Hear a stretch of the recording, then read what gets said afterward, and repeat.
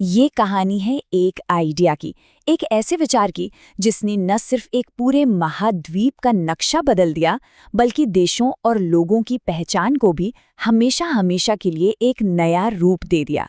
तो चलिए यूरोप में राष्ट्रवाद के उदय की इस दिलचस्प कहानी को समझते हैं। तो सवाल यही उठता है कि आखिर ये विचार इतना ताकतवर कैसे हो गया? कैसे इसने राजाओं की जगह नागरिकों को और बड़े बड़े साम्राज्यों की जगह राष्ट्र राज्यों को जन्म दे दिया? चलिए इस पूरी कहानी की तह तक चलते हैं। अपने सफर में हम 5 पड़ावों से गुजरेंगे।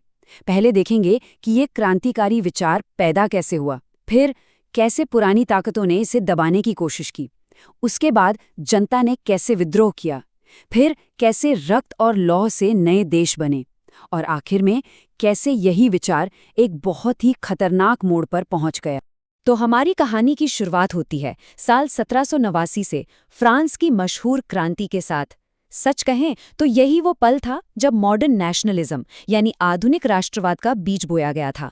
क्रांति ने 2 बड़े जबरदस्त शब्द दिए, ला पात्री यानी हमारी पितृभूमि, और ले सितोएं यानी हम सब नागरिक। इसका सीधा सा मतलब था कि अब लोगों की पहचान किसी राजा या रानी से नहीं, बल्कि अपनी धरती और उस पर रहने वाले बाकी लोगों से जुड़ी होगी। ये एक कलेक्टिव आइडेंटिटी, एक सामूहिक पहचान का जन्म था। देखिए, शाही झंडे की जगह तिरंगे का आना ये सिर्फ झंडा बदलना नहीं था, ये इस बात का ऐलान था कि सत्ता अब किसी एक राजा के हाथ में नहीं, बल्कि देश के सभी नागरिकों के हाथ में है। लोग अब प्रजा नहीं, नागरिक बन चुके थे। और फिर एंट्री होती है नेपोलियन की। हाँ, वो एक तानाशाह था, लेकिन अपनी जीतों के साथ साथ उसने इन क्रांतिकारी विचारों को पूरे यूरोप में फैला दिया। उसने अपना नेपोलियनिक कोड लागू किया, जिसने जन्म से मिलने वाले सारे फायदे खत्म कर दिए और कानून की नज़र में सबको बराबर बना दिया। लेकिन कहानी में एक मोड़ आता है। नेपोलियन की हार के बाद यूरोप के पुराने राजघरानों ने इस नई सोच को जड़ से उखाड़ फेंकने की पूरी कोशिश की। साल था 1815 और जगह थी वियना। यहाँ यूरोप की बड़ी बड़ी ताकतें जैसे ब्रिटेन, रूस, प्रशिया और ऑस्ट्रिया इकट्ठा हुईं, और उनका मकसद सिर्फ एक था, इतिहास के पहियों को पीछे घुमाना और क्रांति से पहले वाली पुरानी दुनिया को वापस ले आना। उनका एजेंडा बिल्कुल साफ था, राजाओं को उनकी गद्दियां वापस दो, समाज में जो ऊंच नीच है उसे बनाए रखो, और ये जो आज़ादी और राष्ट्रवाद जैसी खतरनाक बातें हैं इन्हें हर हाल में दबा दो। पर कहते हैं ना, एक बार जब कोई विचार लोगों के दिलों में बस जाए तो उसे ताकत से दबाना नामुमकिन होता है। राष्ट्रवाद का विचार अब छिपकर गुप्त समाजों और संगठनों में जिंदा रहने लगा, और इन्हीं क्रांतिकारियों में से एक बहुत बड़ा नाम उभरकर सामने आया, जुसेप्पे मैत्सीनी। उन्होंने यंग इटली जैसे सीक्रेट संगठन बनाए, जिनका एक ही मकसद था, राजतंत्र को खत्म करना और आज़ादी के लिए लड़ना। और फिर वही हुआ जिसका इन पुरानी ताकतों को सबसे ज्यादा डर था। जो विचार जमीन के नीचे दबा हुआ था, वह पूरे यूरोप में विद्रोह की एक लहर बनकर फूट पड़ा। ये चिंगारी 1830 में फ्रांस से भड़की और देखते ही देखते पूरे यूरोप में आग की तरह फैल गई।